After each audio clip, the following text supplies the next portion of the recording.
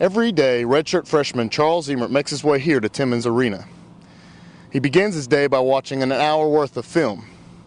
After doing so, he then heads to the weight room and lifts for an hour and a half.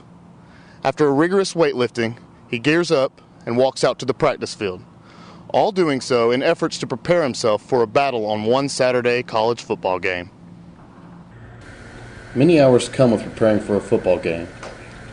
Most of those hours are spent watching film, also lifting weights, and most importantly, time on the practice field. Charles Emert spends most of his time at Furman University preparing for one college football game every week. But sometimes all this preparedness does not fully allow him to play at his highest possible performance. There are other factors that can come into play.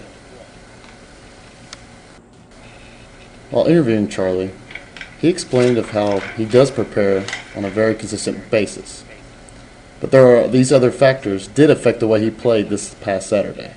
How much do you prepare for a college football game? A lot of preparation going into it. We have practice, obviously, but we also do a lot of stuff off the field, like in team meetings, watching game film, game planning, what kind of plays we want to run, and all. And there's a lot of stuff that people don't see that goes into preparation. In the film, we have like team meetings before practice, and we go into film and watch like hours and hours of game film from previous games that we've played, games that our opponents have played.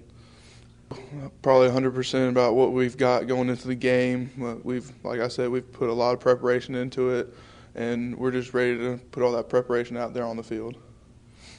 This weekend at Georgia Southern, you started at right tackle on offense. How do you feel like you played overall?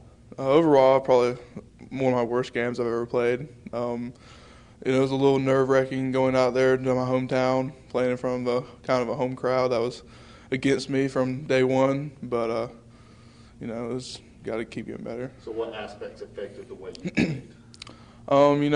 We didn't really have too many of our fans there.